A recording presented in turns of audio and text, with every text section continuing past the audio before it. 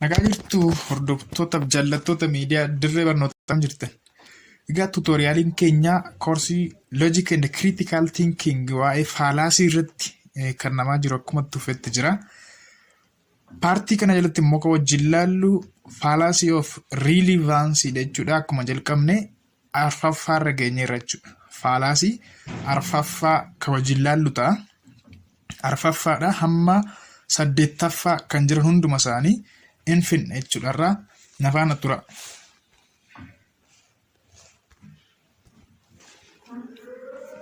Egaa akkuma jennee Fallacy of relevance Fallacyewwan 8 of jalaa qaba jennee turre paartii darbe keessatti 3 isaanii ilaalleerra jechuudha.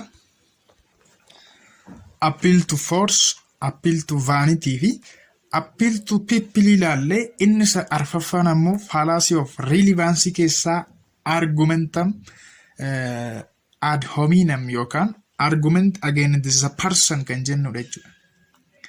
Gosti Fallacy kana egaa Fallacy of relevance keessaa tokko ta'e jechuudha. Wanti isin ammas yaadachuu qabdan Fallacy of relevance wanti tokko isaan taasisu premiseen jechuudha.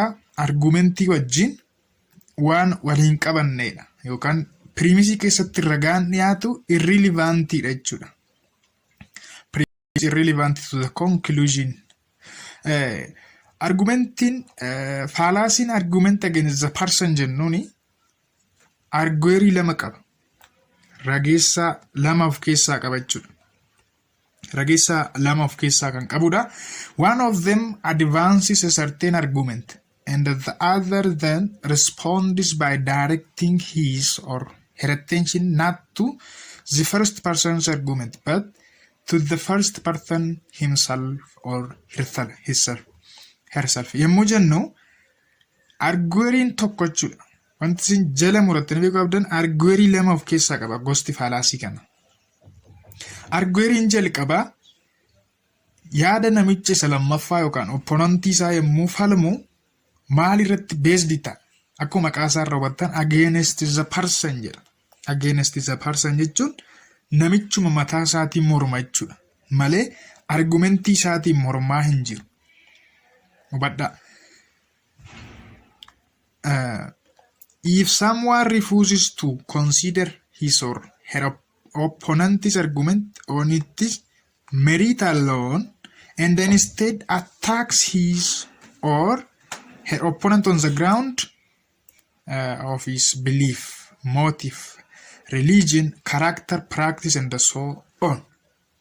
Yemmuu jennu kaaraakterii namichaa irratti attribuutii namichaatiin wal qabsiisa jechuudha. Malee argumentii sana meriitii isaa yookaan faayidaa hin jirani uumama argumentii sanaa wajjinii miti falmiinsaa jechuudha. Argitanii? Kanaaf yaada nama tokko kuffisuu yemmuu barbaade argueriin yookaan sababeessaan tokko namichuma mataa isaatiin falma jechuudha. Namichuma mataa isaa falmaa jechuudha.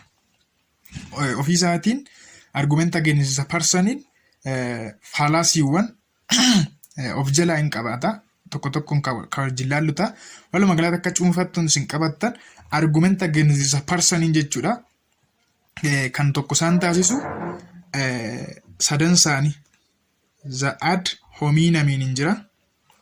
The ad hominem circumstantial hin jira akkasuma the to cook kan jedhaman argument against the personidha isaan kun 3 jechuudha. Isaan kana 3 egaa wanti tokko isaan taasisu maalidha? Namichi jechuudha arguerii lama of keessaa qaba tokkoffaa. Argueeriota lamatas keessatti hirmaata. Argueriin tokko egaa opponentii isaa kan ittiin mormu namichaan morma yookaan opponentii isaa sanaan morma malee argumentii namichaatiin miti jechuudha.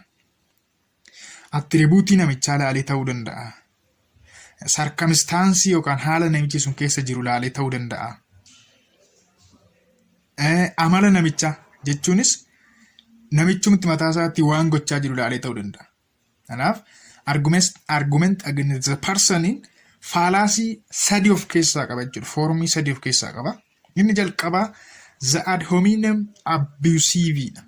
Maquma isaarra akkuma hubattan the ad hominem abusive kan jennuun Fallacy against the person ta'e jechuudha. The second person responds to the first person's argument by verbally abusing the first person. Argitanii? Egaa sadan isaanii yokkuma isiniin jedhe arguerii lamatu as keessatti hirmaata. Rageessota yookaan sababeessota lamatu as keessa jira. Rageessaan tokko rageessaa isa lammaffaa jechuudha verbally yommuu jennu jechaan abuse godha jechuudha. Jechaan morma. Maal irratti hundaa'e? Karaaktarii namichaa irratti hundaa'e. Amala attribuutii namichaa irratti hundaa'e jechumaan yommuu mormuun jechuudha. Jecha isaatiin verbaalii yommuu attack godha jechuudha. Egaa akkuma isiniin jedhe karaaktarii yookaan attribuutii namichaatiin jechuudha kan inni mormaa jiru. Malee argumentii isaatiin miti. Fakkeenyaaf namichi intelligentii ta'uu dhiisuu danda'a. Reasonable namichi bareedaa ta'uu dhiisuu danda'a. Waan akkasii jechuudha. Namichi kamtu? Namichi inni lammaffaan inni namichi kun itti mormaa jiru jechuudha. Kanaaf yommuu ilaaltan egaa the character of the individual is logically kanaaf yommuu ilaaltan the character of the individual is logically irrelevant the truth or falsehood of what the person says. Gitanii amalli namichaas keessatti barbaachisaa miti jechuudha. Irrelevantiidha. Argumentiidha malee amalli namichaa nun barbaachisu ture. The person can be abused for being anti-D.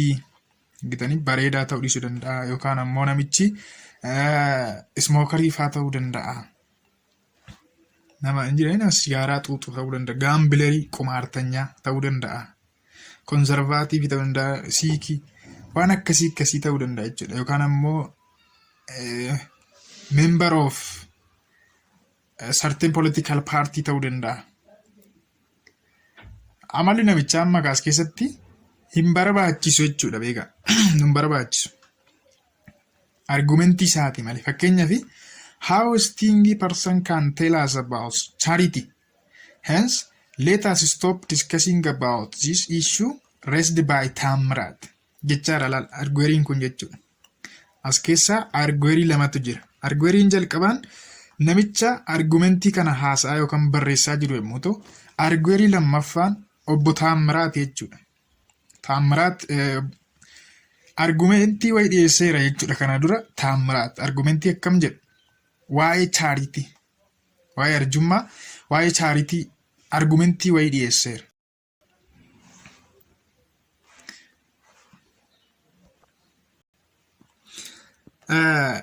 Garuu namicha jechuudha Tamrat kuni stingiidha jechaadha namichi kun. Yookaan nama sessitaamin jiran nama waakkata. Amma egaa argueriin kun Tamratiin mormaa jira malee argumentii isaatiin miti jechuudha. Tamrat sassataas haa ta'u maalumaa haa ta'u garuu waa'ee chaaritiiti kan inni dubbatte. Chaaritiin gaariidha jechuunis arjummaan gaariidha maal fa'aa jedhee dubbatee ture jechuudha Tamrat. Namni lammaffaan kun garuu namni sessitaamin kun namni waakkataan kun akkamitti waa'ee arjummaa nu barsiisa? Kanaaf dhimma kana dhiisa. Let us stop discussing about this issue raised by Tamrat. Dhimma Tamrat kaase kana dhiisaa jechaadha jechuudha argueriin kun. Argitanii kallattumaan verbaalii eenyuun arrabsaa jechuudha Tamratiin arrabsaa jira. Maal irratti hundaa'e? Karaaktarii Tamrat irratti. Karaakteriin Tamrat stinjii ta'uu danda'a, sissittamii ta'uu danda'a hin beeku. Kanaaf karaaktarii namichaatiin mormaa jira malee argumentii isaatiin himete jechuudha. Amma amalli Tamrat barbaachisaa miti, irrelevantiidha loojikaalii jechuudha. Garuu wanti inni dubbate, wanti inni barsiise sun waa'een chaaritii wanti Tamrat jedhe sun sirriidha moo sirrii miti kan jedhu laaluu qabna turre miti reesila. Kanaaf faalaasiitu uumame jechuudha. Sababii kanaan faalaasiitu uumame, abbiisiitu uumame jechuudha. Faalaasii of the ad hominem abbiisiitu uumame jechuudha. Baay'ee gaarii. Mee fakkeenya lammataa keessatti ammoo her foreign policy plans are idiotic. Do not you know that she got bad grades in history when she was at university? Argitanii? Foreign policy yookaan poolisiin yookaan yaanni ishee kanaa sirrii miti jechaadha beekaa. waan hin barbaachifne arraba miti verbaalii arrabsaadha. Idootik jechuun baay'ee arraba gadheedha. Sababni isaas yoo jedhamee gaafatamu akka ragaatti kan inni dhiyeesse histirii koorsii histirii keessatti qabxii gadaanaa qabxii badaa galmeessiftee turte. Attribuutii isheeti jechuudha inni kun. Attribuutii isheeti. Amma kaa irriilivaantiidha jechuudha. Qabxii gadaanaa galmeessisuu ishee kuni waa'ee foreign policytii wanti walitti fiduu hin jiru. Irriilivaantiidha. Beezoo verbaal arrabas ta'uu dhiisuu danda'a. Arrabas ta'uu dhiisuu danda'a. Fakkeenya foto kana jenne. Namichi haa jennuuti namichi Amaaraan tokko jechuudha. Namichi Amaaraa saba Amaaraa keessaa tokko Oromiyaa keessatti duuni lammiilee nagaa irratti ta'aa jiru dhaabachuu qaba. Namni nagaan du'uu hin qabu. Utuu jedhe argumentii kanatu dhiyeesse jechuudha. Namni tokko immoo politishiyaanii Oromoo saba Oromoo keessaa ta'uu danda'a. Ka'ee maal jedha? Mekuria abbaachoo jennu isa Amaaraa sana. Mekuria abbaachoon maal jedha? Duuti Oromiyaa keessatti saba nagaa irratti ta'u sabni Oromoo du'uu hin qabu. Lammiin nagaan du'uu hin qabu jedha. Amma kan inni haasa'aa jiru waa'ee saba Oromooti beeka. Namichi garuu ofii Amaaraadha. Oromoon du'uu hin qabu jechaadha jechuudha. Namni Oromoo ta'e tokko immoo ka'eetu Mekuria abbaachoo wanti jedhaa kun jechaa jiru kun sirrii miti. Sababni isaas Mekuria abbaachoon Amaaraadha ofiisaa. Kanaaf fudhatama hin qabu jechisa utuu jedhe faalaasii uumaara jechuudha. Faalaasii akkamii? Ad hominem faalaasii gosa kanaa jechuudha. Ad hominem abusive uumaara jechuudha. Kamtu uume? Namichi inni Oromoon kun jechuudha. Mekuria abbaachoon yaadni inni jedhe sirrii moo sirrii miti? Sirriidha miti? Sabni du'uu hin qabudha kan inni sabni Oromoo du'uu hin qabu. Kana yaadni isaa fudhatamaadha malee Amaaraa haa ta'u eessayyoo haa ta'u nun gashu irriilivaantiidha jechuudha lammummaansa yookaan immoo qomoonsaa jechuudha. Kanaaf loojikaalii irriilivaantiidha jechuudha piriimisiin nama faalaasii akka kanaa uumu. These argument commit the fallacy ad hominem abusive because they are directed to attack. Argitanii as keessatti amma taamiraat attack godhe jechuudha namichi kun malee argumentii taamiraatii miti. Or abuse the person who made the claim instead of attacking the claimor argument itself. Yeroo tokko tokko akkas jedhaniiti marii keessatti fa kan nuti wajjii wal dhabnu yaadaani malee yaadaa wajjiin malee ofii keenyaa fi mitii jedhama miti jechama beekamaadha. Jechuunis namni yaadaan walitti buuna malee ofii keenyaa walitti hin buun agartanii yaadatu walitti bu'a yaadatu wal lola jechuudha. Garuu gaafa ofii keenyaa walitti buunu egaa maal uumaarra jechuudha? Fallacy of ad hominem abusive uumna jechuudha.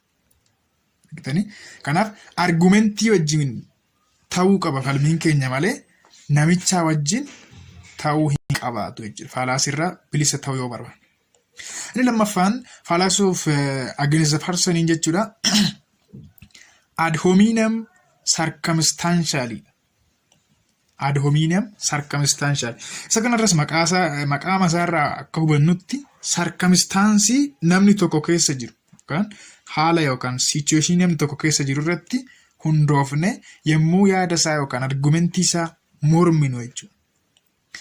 The respondent attempts to discredit the opponent's argument by mentioning to certain circumstances that affect the opponent. Gatanii as keessattis nama lama ta'uu sababadha. Arguerii lamatu jira. Argueriin inni tokko opponentii isaa jechuudha. Kan inni ittiin attack gochaa jiru maaliin? Yookaan immoo argumentiin nama faallaa isaa ta'e sana kuffisuuf kan inni yaalaa jiru circumstancii namichi keessa jiru irratti hundaa'e. Circumstancii yookaan situationii. Fakkeenyaan yommuu yaalu sirriitti isinii galana hordofaa. In some case involves substituting an attack on person's circumstance such as person's religion. Amantaa namichaa ta'uu danda'a. Amantaa namichaatiin attack godha jechuudha. Political affiliation isaa ta'uu danda'a. Ethnic background isaa ta'uu danda'a jechuudha. Just look at the circumstance that affects him. It is done by not attacking the person but the person's circumstance. Namichi circumstance namichi keessa jiru irratti hundoofne jechuudha. Dura circumstance namichaa qo'ata jechuudha namichi kun. Namichi faalaasii kana uumuuf karoora qabu haala namichi yookaan haala qaamni tokko keessa jiruun qo'ata dura. Kanaaf karaa kamiin akka attaaqisa godhu barbaada jechuudha. Mee ilaala. Dr. Shifarrao advocates a policy of increasing financial spending for higher education. But what is not innocent advocacy? For the reason that he is a university professor and would benefit financially from such a policy. Dr. Shifarraan kun maal gochaa jira? Dr. Shifarraan poolisii akkamii deeggara yookaan advocate godha jettan increasing financial spending for higher education. Yookaan higher educationidhaaf faayinaansiin bajanni ramadamu guddachuu qaba. Poolisii akkasii deeggara jechuudha Shifarraan, Dr. Shifarraan. Namichi yaada Dr. Shifarraa kana kuffisuu barbaadu yookaan arguuriin lammaffaa kun immoo maal jedha? Yaadi inni dhiyeessu kun sirrii miti. Yaadi Dr. Shifarraan yookaan immoo wanti Dr. Shifarraan deeggaru kun sirrii miti. Sababni isaas Dr. Shifarraan kan akkas godhuuf maaliif? Dr. Shifarraan Profeesara waan ta'eef ilaala sarkamistaansiin Dr. Shifarraan keessa jiru Profeesara ta'uu isaati jechuudha. Profeesara Yuunivarsiitii sanaa waan ta'eef achi keessaa bu'aa wayii argachuufi jechuunis miindaffaan yookaan immoo karaa biraatiin bakka faayidaa wayii argachuuf jechuudha. Argitanii? Garuu kan inni itti mormuu qabu silaa yaada isaatiin ta'uu qaba miti. Jechuunis financial spending higher educationidhaaf dhiyaatu yookaan ramadamu dabaluu hin qabu kan jedhuun mormuutu qabaatu maaliin mormes circumstance Dr. Shifarraan keessa jiru jechuunis Profeesara ta'uusaa Yuunivarsiitii sanatti kanaaf achiin faayidaa argachuuf jedheeni ittiin mormaa jechuudha. Mee kanas halaal. I think that we reject what Father Matthews has to say about those ethical issues of abortion because he is a Catholic priest. After all, Father Matthews is required to hold such view. Abba Matthews jechuudha. Abba Matthews yaada wayii qaba amma asirratti. Arguurii jalqabaatiin yaadni inni qabu maalidha? Ethical issue waa'ee abortion yookaan ulfa baasuu irratti yaada wayii dhiyeessee ture jechuudha. Hin beekna ammas keessa. Namichi Abba Matthews mormu kuni garuu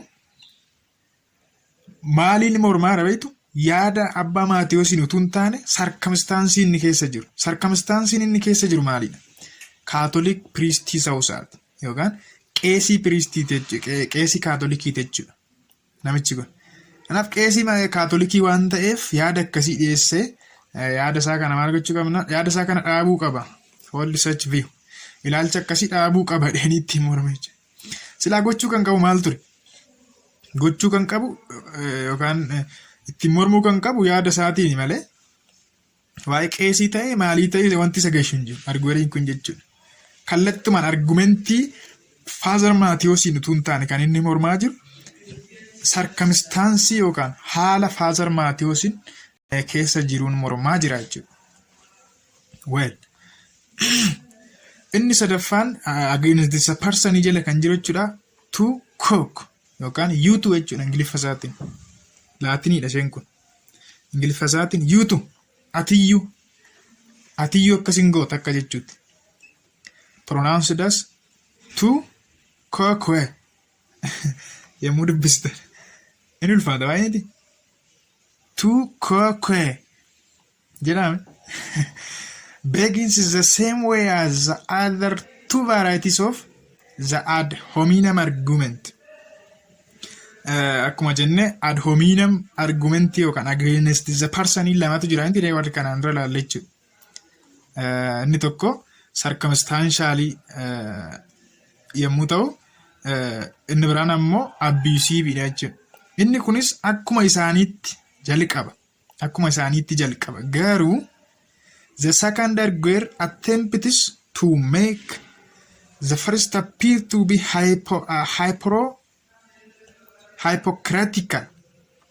hypocritical or arguing in bad faith. Yommuu jennu hypocritical yommuu jennu maa jechuudha?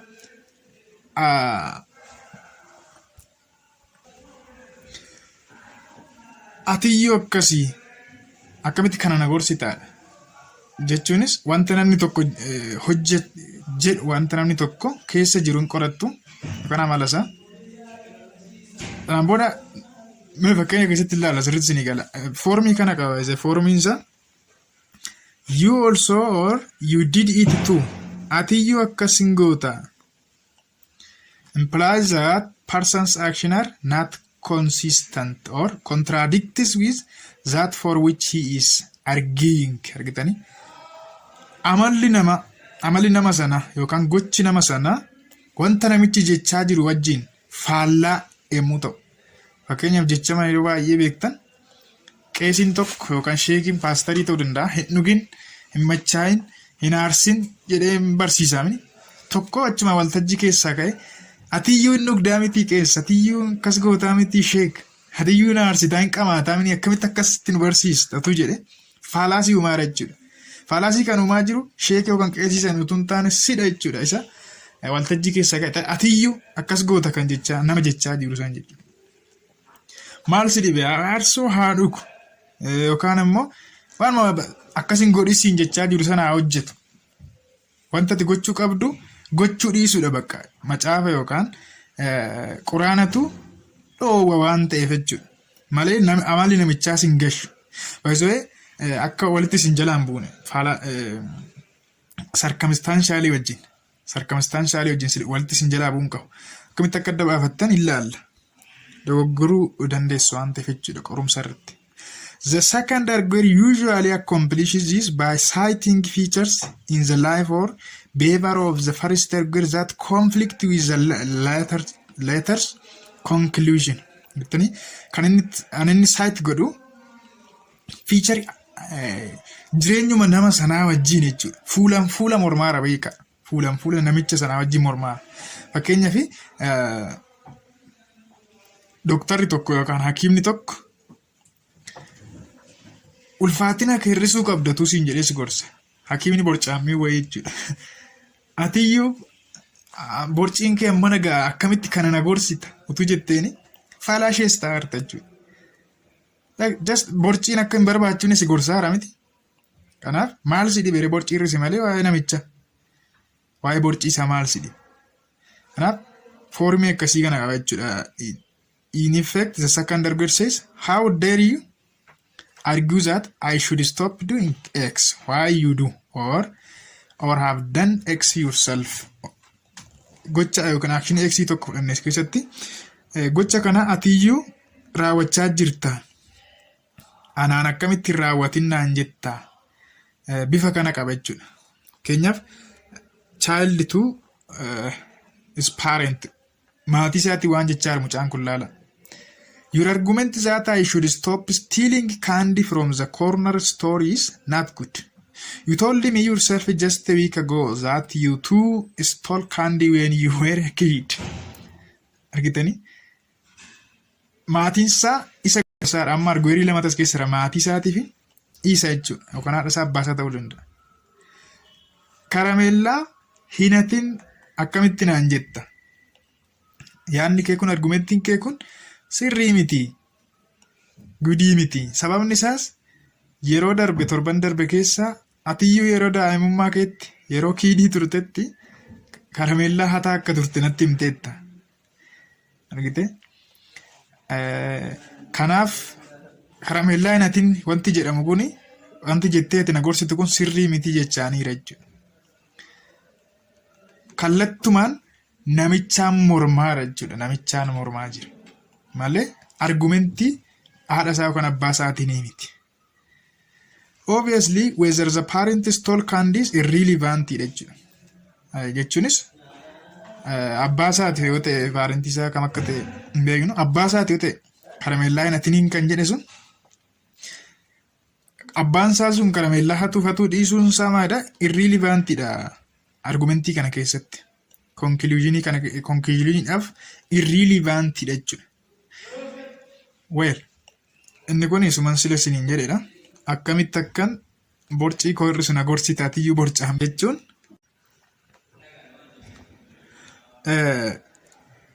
inni shanaffaan faalaasii inni shanaffaa fi faalaasiin gosa relevant faalaasii keessaa relevance faalaasii keessaa tokko fallacy of accidentidha. Fallacy of accident. Fallacy of accidentiin fallacy of relevance keessaa tokko ta'e general rule tokko yemmuu misapplication goonu misapply yemmuu goonu uumama. Kana jechuun it is committed when a general rule is applied to a specific case that was not intended to cover.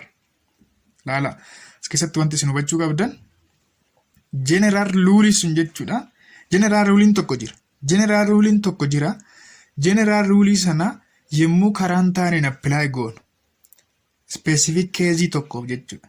Specific case suni wanti inni ta'uu qabu general rule sana adda yookaan achi keessaa yoo ta'e jechuudha. Achi keessaa ala yoo ta'e. Faallaa kana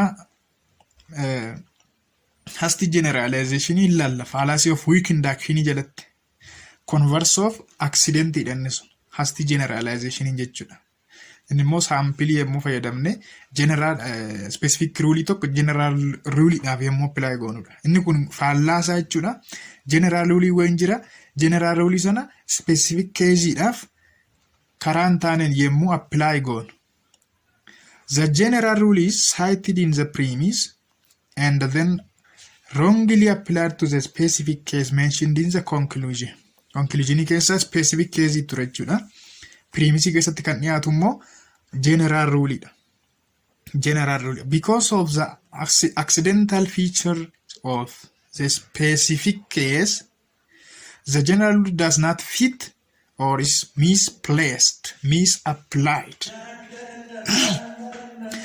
Specific cases sun jechuudha general rule sanaaf maalidha waan waliin qabannedha waan achi keessatti nammatamnedha cover waan hin taanedha jechuudha covered waan hin taanedha. Mee fakkeenya kana keessatti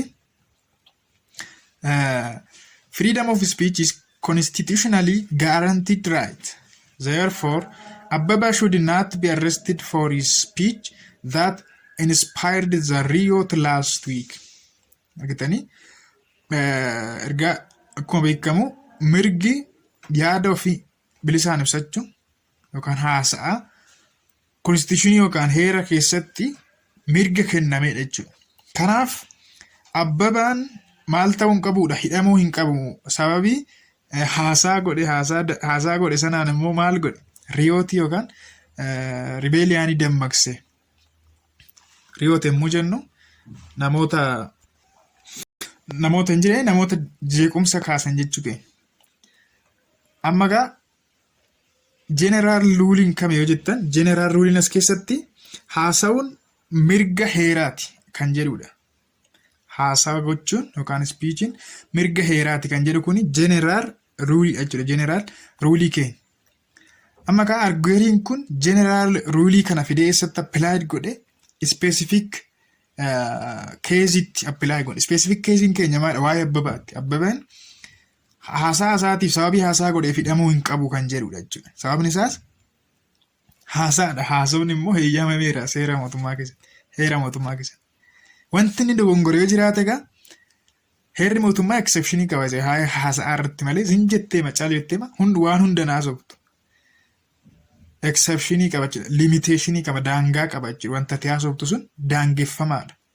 Nama arrabsuu hin qabdu fakkeenyaaf mirga namaatti bu'uu hin qabdu nama salphisuu hin qabdu waan akkasii.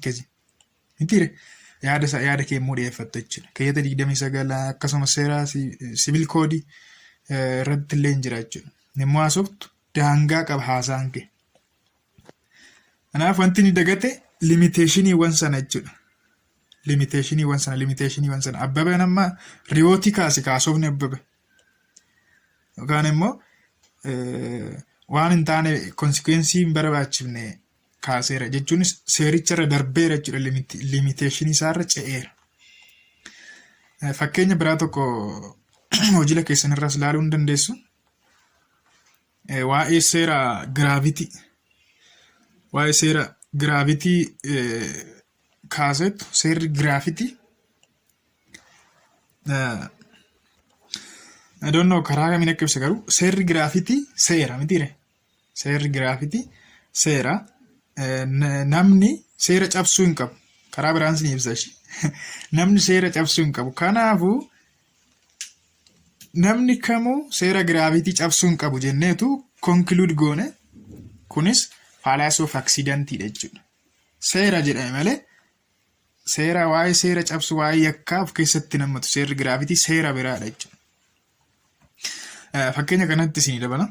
Heaven, all good students obey the order of their teachers. Hence, you should not refuse when your teacher invites you for bed. Argitanii mucaa kana gorsaadha ammasitti. Barattoonni gaariin yookaan jechuunis barattoonni seera eegan jechuu keenyas keessatti ajaja yookaan ordarii barsiisaa isaanii kabajuu qabaatu. Ajajamuu fi qabaatudha barsiisaa isaaniitti. Kanaaf atis barsiisaan yemmuu sireedhaaf si affeeru diduu hin qabdu jechaaniira jechuudha. Heevanii mucaa kana gorsaara beekaa. Mucaa kana gorsaara. Sirriidha garuu barsiisaadhaaf ajajamuu dhiisuun seera cabsuudha. Jechuun barataa gaarii miti barsiisaadhaaf kan hin ajajamne. Ruuliin kun garuu bakka hundatti mini kan hojjetu. Sireedhaafis si affeere taanan jechuun si wajjin ciisuudhaaf mana hoteelatti yookaan iddoo itti si affeerran ajajamuuf hin qabdu jechuudha. Inni kun exceptioniidha jechuudha. Kanaaf exception waan jettu jala murachuudha qabaata. Exceptionii qabaa. Exceptionii sana yemmuu finnee itti maakkannu fallacy akkamitti uumna? Fallacy of accident uumna jechuudha. Well, fallacy'n inni jaaffaa fi gosa relevance fallacy keessaa tokko kan ta'e Stroman fallacy.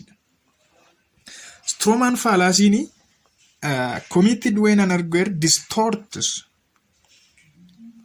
an opponent's argument for the purpose of more easily attacking it, demolishes the distorted argument.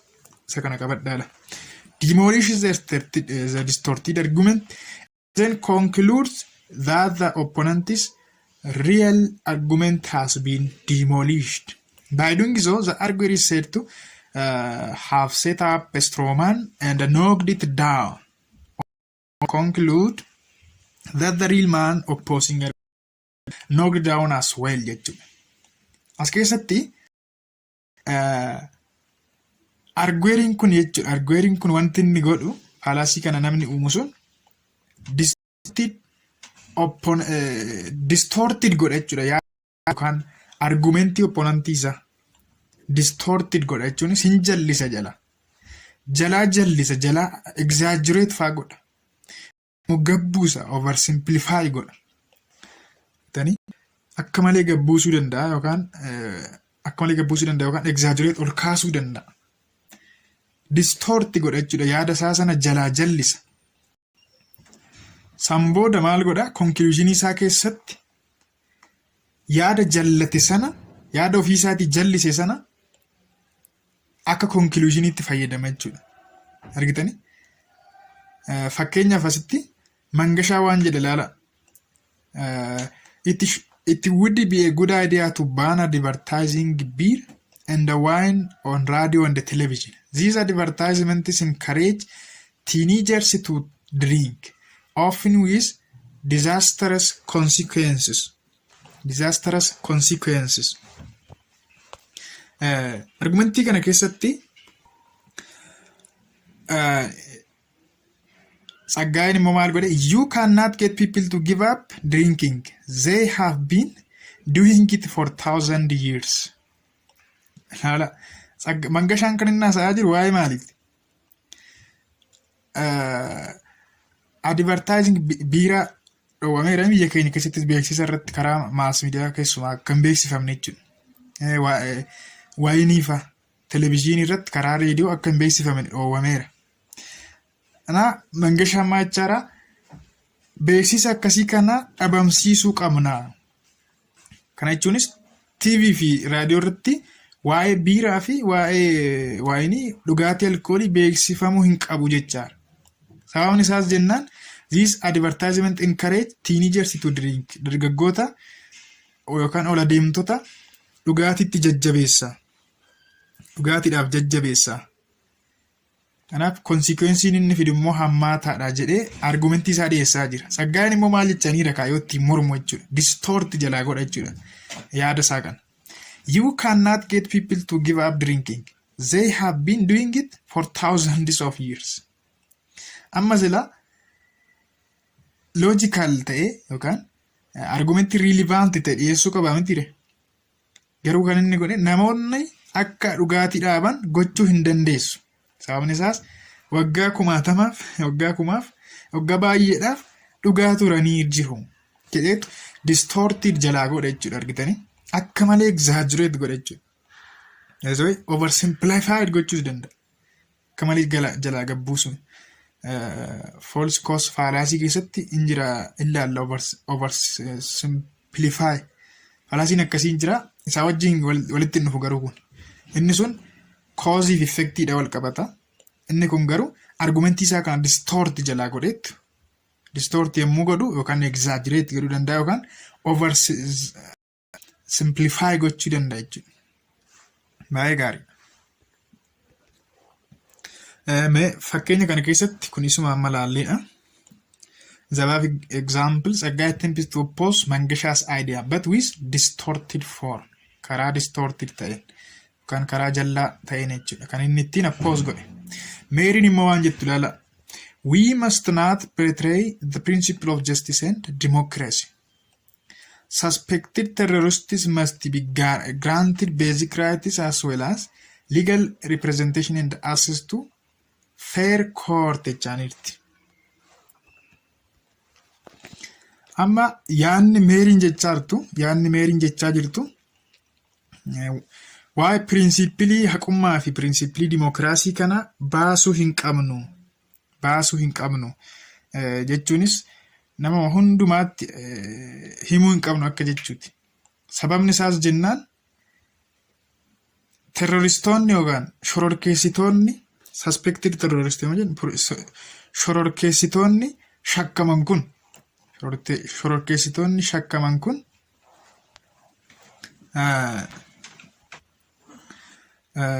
wanti ishiin jechaartus keessatti waa'ee pirinsipilii haqummaa kanaa irra darbuu hin qabnu, dhiisuu hin qabnu yookaan cabsuu hin qabnu waa'ee haqummaa fi waa'ee dimokiraasii. Sababni isaas suspected terrorists must be granted basic rights as well as legal representation and access to fair court. Shakkamtoonni yookaan shororkeessitoonni shakkamtoonni kun maal argachuu qabu? Mirga bakka bu'ummaa argachuu qabu. Mirga haqa argachuu qabu. Kanaaf we must not betray the principle of justice and democracy. Pirinsipilii haqummaa fi dimokiraasii kana cabsuu hin qabnu jechaarte jechuudha. Toomin immoo waan jedhe ilaalaa yoo isheedhaan moolu. Mary is advocating the release of known terrorists. We cannot afford to allow our enemies to move freely in our society. Argitanii akka malee jalaa exaggerate godhe jechuudha. Yookaan jalaa jijjiire. Maa jechaaniira? Meeriin maal gochaa jirti jechaaniira? Shororkeessitoota beekaman jajjabeessaa deeggaraa jirti. Suspectedidhaan garuu isaan sun hin beekamne jechuun shakkamaniiti malee shakkamaniidha kan isaan jiran. We cannot afford to allow our enemies to move freely in our society. Diinonni keenya hawaasa keenya keessa akka jiran heeyyamuu hin qabnu jedhaara jechuudha Toomi. Exaggerate jalaa godhe distorted jalaa godhe jechuudha. Malee logically mormaa hin jiru. Well, inni torbaffaan fallacy of relevance jechuudha. Fallacy of missing the point or ignoratio elenchi fallacy jennudha. Fallacy'n kun immoo yoomi kan inni uumamu? It occurs when the premise of an argument support one particular conclusion, but then a different conclusion, often vaguely related to the correct conclusion, is drawn. Conclusion is a one particular conclusion in as keessa hin jira. Garuu conclusion inni uumaa jiru sun premise jalqabaatiin differentidha bakka adda. adda jechuudha yookaan conclusionii biraa uume jechuu hin dandeessu as keessatti. Mee fakkeenya keessatti crimes of theft and robbery have been increasing at an alarming rate lately. The conclusion is obvious. We must reinstate death penalty immediately. Hannii fi saamichi maal ta'eera? Baay'ee dabalaa jira. Baay'ee dabalaa jira. Conclusioniin keenya salphaadha. Jechuunis falli nuti qabnu salphaadha. Maal gochuu qabna? Adabbii du'aa immediately adabbii du'aa fiduu qabna. Du'aan adabuu qabnaadha. Hattootaa fi saamtota jechuudha. Hattootaa fi saamtota. Sila maal jechuu qabu ture falli biraa utuu jiru beeka. Falli biraa jechuunis death penalty'n hannaa fi saamichaaf miti kan applied ta'u. Warra hatan warra saaman hundumaa du'aan adabuu hin qabnu miti. Akka seera biyya keenyatti akka seera biyyoota baay'eetti hattoota fi saamtonni du'aa miti kan adabaman. Silaa wanti inni jechuu qaba ture fala biraadha jechuudha. Adabbii biraa fudhachuu qabu malee nama biyya betrey godhe fa'aa jechuun nama biyya gane fa'aa nama akkasiidha fa'aa kan du'aan adabamu sila. Malee namuma hate namuma saame hunda du'aan adabuun sirrii jechuudha. There are other conclusions or measures which would be logically correct to this argument rather than death penalty argitanii. Conclusion inni kennaa jiru kuni different jechuudha. Malee conclusion sirrii miti. Inni sirriin fakkeenya wanti inni jechuu qaba ture we should provide increased police protection argitanii kana fala kan ta'u sila. Eegumsa poolisii dabaluu qabna. We should initiate programs to eliminate the cause of the crimes. Jechuunis sababii yakka hannaafaa wantoota ta'an dhabamsiisuu qabna. Sagantaalee akkasii baasuu qabna. Sagantaalee akkamii? Sagantaalee sababii yakka hannaa balleessuu danda'an akkasii baasuu qabna kan jedhu jechuutu qabu wanti inni jedhe warra akkas godhan fannisuu qabna, ajjeesuu qabna jechaadha jechuudha. Kanaaf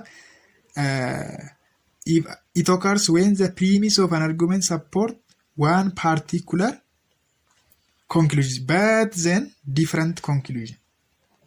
Tani premising keenya silaa conclusionii biraa ta'uu kan qabu jechuunis premising keenya conclusionii sirrii ta'uu kan qabu conclusionii biraa yemmuu dhiyeessinu fallacy kamii humna the fallacy of missing the point ignoratio elenchi akkuma isaarraa akkuma hubattan pointii miis gochaarra jechuudha. Pointii miis goone waan biraa haasofna jechuudha. Fallacy kana yommuu the punishment for theft and robbery should be very serious. Isaan kun egaa adabbii baay'ee ciccimoodha miti akkuma isiniin jedhe jechuudha. But does not support the claim that the death penalty. Therefore, reinstating the death penalty is not a logical conclusion. Qabachuu qaba. Logical conclusion miti maaltu death penalty kana reinstate gochuun yookaan hojiirra oolchuun jechuudha. Logical conclusion ta'uu kan qabu warra asitti ilaalle kanadha. Isaan kana lamaan ta'uu qabaata malee isa sana ta'uu hin danda'u jechuudha. Kanaaf different conclusion yemmuu uumu fallacy of missing the point uumaa jechuudha namni tokko. Ishee kanas meetti dabala. Hawaasa University has a lot of problems. Student service and the facilities are inadequate. Many of the instructors are inexperienced. It follows that yes, the university should be entirely closed. By the way, oversimplified wajjin walitti jalaa bu'uu danda'an kunis. Yookaan fallacy of weak induction jalatti ilaallasa sana inni sun oversimplifiedin cause fi effectidha jechuudha. Inni kun garuu nyaachara amma fakkeenya kana keessatti yuunivarsiitii hawaasaan rakkinoota baay'ee qaba. Tajaajilli barattootaa faasiliitiiwwan tokko maalii miti mijataa miti. Barsiisonni yookaan inistiraakteriiwwan muuxannoo hin qabanii. Kanaaf maal gochuu qabna jechaadha amma? The university should be entirely closed. Universitiin cufamuu qaba jedhee conclude godha jechuudha. Silaa conclusioniin kan biraa ta'uu qabaata beeka. Conclusionii biraa ta'utu qabu. Conclusionii hin barbaachifne yookaan illogical, irrelevant ta'e dhiyeessa jechuudha argueriin kun. The conclusion of the example means logical implication. The logical conclusion for the premise is not closing the university. University cufuu miti fala kan ta'u amma maal gochuudha? It could have been stated in the other ways like providing additional facilities for the students. Jechuu qaba miti. Facility biraa, facility dabalataa barattootaaf mijeessuu, dhiyeessuu. Instructoroota muuxannoo qaban dhiyeessuu. Capacity bulchiinsaa maal gochuu? Guddisuu, develop gochuu fi kan kana fakkaatan ta'utu qabu. Conclusionii manni barumsaa cufamu jedhu dhiyeessa jechuudha.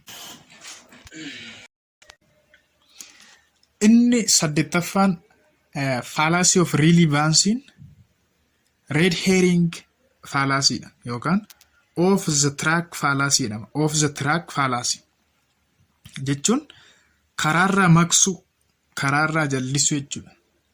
Off the track fallacy or red herring.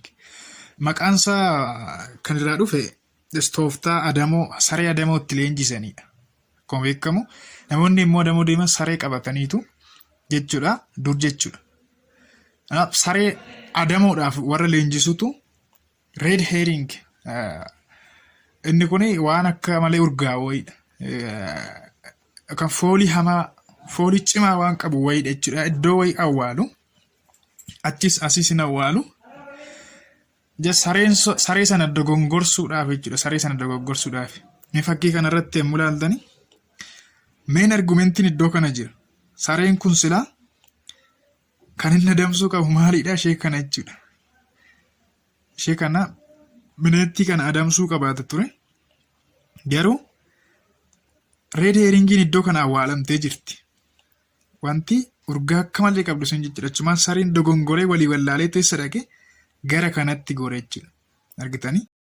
Anyone following the argument. Inni kun amma ka argumentii nutti fakkeessa jechuudha.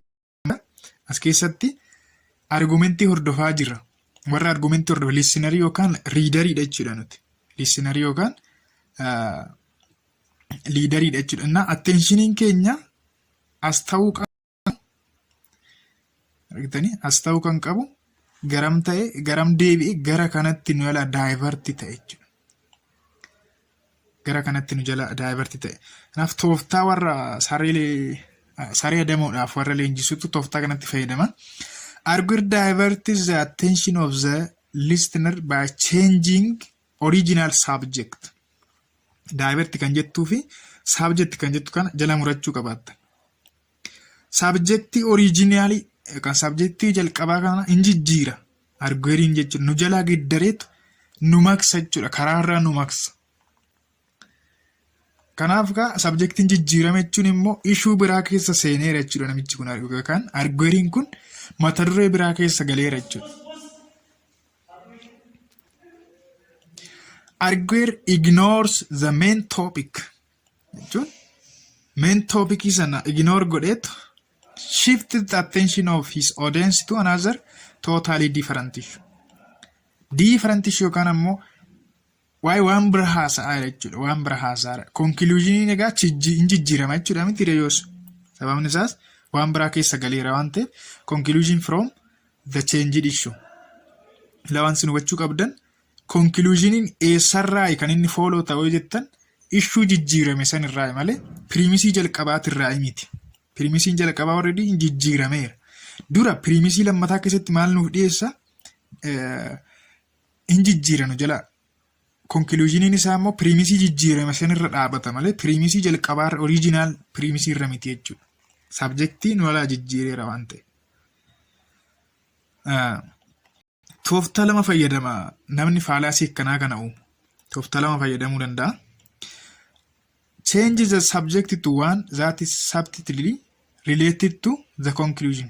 Xiqqoo akka wal qabatu godheetu maal godhaa? Jijjiira. Xiqqoo akka wal qabatu godhe jechuunis Subjectiin inni dhiyeesse subjectiin inni jechaa jiru kuniif subjectii argueriin jalqabaa jechaa jiru sana akka wal qabatu akka wal fakkaatu godhee jijjiira jechuudha malee guutummaatti hin jijjiiru.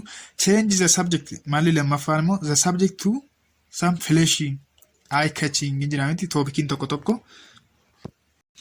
wantoota qalbii namaa hawwatan flashii yemmuu waan caccalaqqisu akka jechuutti waan qalbii namaa tokko eye catching topic qalbii namaa waan hawwatu tokko garasitti geeddara jechuudha divert godha attention eenyu attention listener yookaan attention leader jechuudha reader. Mee fakkeenya keessatti sirriitti ifa fakkeenya keenyatti keessatti environmentalists are continually harping about the dangers of nuclear power. Environmentalistoonni kan isaan yaaddoo keessa galan waa'ee nuclear poweriiti. Balaa nuclear poweriin fide jechuudha. Unfortunately, electricity is dangerous no matter where it comes from. Laalaan margooriin kuni subjectii jijjiireera jechuudha. Subjectiin keenya environmentalistoonni akka waa'ee nuclear powerii akka harbitaa jiranidha. Argueriin garuu waa'ee electricity keessa galeera amma subjectii biraa haasa. It comes from bakka fe'aa dhufu electricity'n dangerousidha. Every year hundreds of people are electrocuted by accident. Argitanii waa'ee electricity hasaara jechuudha malee waa'ee nuclear powerii keessa ba'eera namichi. Waggaa waggaadhaan namoota dhibbaan lakkaa'amantu balaa elektirikiitiin du'aara. Since most of these accidents are caused by carelessness, they could be avoided if people would just exercise greater caution. Kanaaf waa'ee elektirikii hasaara namoonni of eeggannoo godhanii accidentiiwwan yookaan balaawwan kun baay'inni isaanii sababii of eeggannoo dhabuutirraan kan uumamanii. Kanaaf balaawwan akkasii kun avoid ta'uu yookaan dhabamsiifamuu kan danda'ani of eeggannoon yoo taasifamedha jedhee conclusionii biraa uume jechuudha. Wanti conclusioniin kun egaa kan inni irraa dhufe sarraa jettan yaada divert ta'e sanirraa isa kanarraa jechuudha electricity malee pirimisii jalqabaatirraa miti jechuudha wanti isin hubachuu qabaattan. Pirimisii jalqabaatirraa miti jechuudha. Argitanii draws conclusion from the changed issue. Issue jijjiirame sanirraa conclusionii uume jechuudha. Issuun jijjiirame isa kanadha jechuudha electricity. There is a good deal of talk these days about the need to eliminate pesticides from our fruits and vegetables. Primisii oriijinaaliin jechuudha amma argumentii kana keessatti waa'ee maaliiti? Ilbiisota yookaan pesticides kuduraa fi muduraarraa balleessu jechuunis barbaachisummaa ilbiisota kana kuduraa fi muduraa keenyarraa balleessuuti. Waa'ee kanaa waan baay'eetu torban kana keessa guyyoota kana keessa haasa'amaa jira. Inni kun primisiidha jalqabaati original primisiidha jechuudha. Amma gaa argueriin kun primisii lammaffaa keessatti waan inni jedhe ilaala waa'ee foodii taasise. Argitanii jijjiireera jechuudha subjectii jijjiiree jira. Amma waa'ee ilbiisotaa dhiiseetu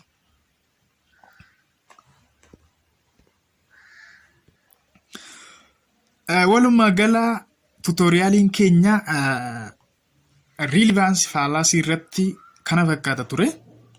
Fallacy 8 ilaallee irratti jechuudha. Amma fallacy meeqannaffaa fallacy 22 keessa fallacy 14 nafa jechuudha. Paartiiwwan itti aananii kanafan wajjin ilaallu ta'a jechuudha. Weekend action irra kaanee fallacy'wwan jiran kan wajjin ilaallu ta'a. Viidiyoo kana warra isaan ilaallatu hundumaaf karaa social media share godhaa fi waan nafaana turtaniif ulfaadhaa isiniin jedha. Miidiyaa Dirree Barnootaa immoo subscribe gochuu akka hin daganne warri kanaan dura maatiin taane jechuudha. Ooni godhadhaa notificationii keessanis yaada immoo koomentii jalatti barreessa. Share godha, like godha. Jajjabeessaan faana ta'a. Galatooma ulfaadhaa isiniin jaalladha. Bye bye.